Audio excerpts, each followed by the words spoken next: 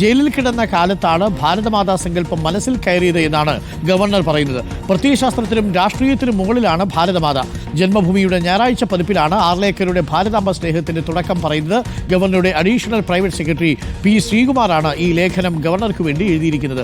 റഹീസുണ്ട്. റഹീസ്, ഇപ്പോൾ ഈ ഭാരതാംബയെക്കുറിച്ചുള്ള ചർച്ചകൾ വരുമ്പോൾ ഇതേത് ഭാരതാംബ, ആ കാവിക്കുടി പിടിച്ച പെണ്ണേത് എന്നാണ് ചോദിക്കുന്നത് നമ്മളുടെ വിദ്യാഭ്യാസ വകുപ്പ് മന്ത്രിയും. ഒപ്പം തന്നെ സാമൂഹ്യ മാധ്യമങ്ങളിലുമെല്ലാം വലിയ വിമർശനമാണ് ഗവർണർക്കെതിരെ ഉയരുന്നത്. ഈ സാഹചര്യത്തിലാണ് ഈ എവിടെ നിന്ന് കിട്ടി ഈ ഐഡിയ എന്നുള്ളത് ഉയരുന്നത്. RSSന്റെ ഭാരതാംബയാണ് എന്നുള്ളത് എല്ലാവർക്കും അറിയാം. പക്ഷേ അത് തുറന്നു പറയുന്നില്ല.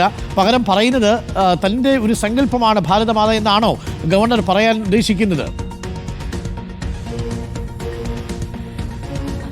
അതാണ് അരുൺ. കാരണം വി ശിവൻകുട്ടി ഇത് ഏത് ഭാരതാംബ, എവിടുന്ന് വന്നു, എങ്ങനെയാണ് എന്നൊക്കെ ചോദിച്ചതിന് മറ്റൊരു തരത്തിലുള്ള ഒരു മറുപടിയായി ഇന്ന് ജന്മഭൂമിയുടെ വാരാന്ത്യ പേജിലാണ് ഗവർണറെ കുറിച്ച് വിശദമായ ഒരു ലേഖനം. ആരാണ് ഗവർണർ, എന്താണ് അദ്ദേഹത്തിന്റെ ഫ്ലാഷ് ബാക്ക് എന്താണ് എന്നതടക്കമുള്ള അടിമുടി കാര്യങ്ങൾ പറയുന്ന ഒരു ലേഖനമാണുള്ളത്.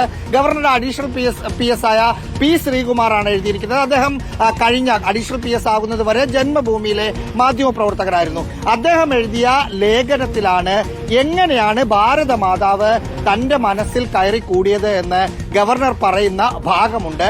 അതിൽ പറയുന്നത് അടിയന്തരാവസ്ഥ കാലത്ത് ജയിലിൽ കിടന്നു രാജേന്ദ്ര ആർലേക്കർ. അന്ന് ജയിലിൽ പിതാവും മകനും കിടന്നിരുന്നു. ആ സമയത്താണ് ഭാരതമാതാവ് എന്ന സങ്കല്പം അദ്ദേഹത്തിന്റെ മനസ്സിലേക്ക് കയറിയത്.